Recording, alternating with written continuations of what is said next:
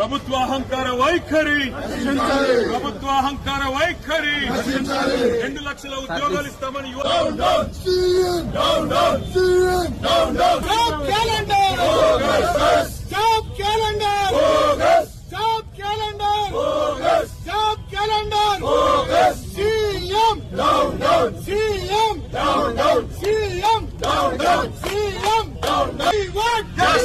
అదే విధంగా వాళ్ళ అధినాయకుడు రాహుల్ గాంధీ కూడా దరిదాపుగా 6 నెలల నుంచి విద్యార్థులు ఎక్కడైతే చదువుకుంటారో అశోక్ నగర్ పోవడం, దిల్సుఖ్ నగర్ పోవడం, ఉస్మానియా యూనివర్సిటీ పోవడం, విద్యార్థులందరూ రెచ్చగొట్టి మేమన్నీ కూడా ఇస్తాం అందిస్తాం, జాబ్ క్యాలెండర్ ఇస్తాం అని చెప్పేసి ప్రకటించారు.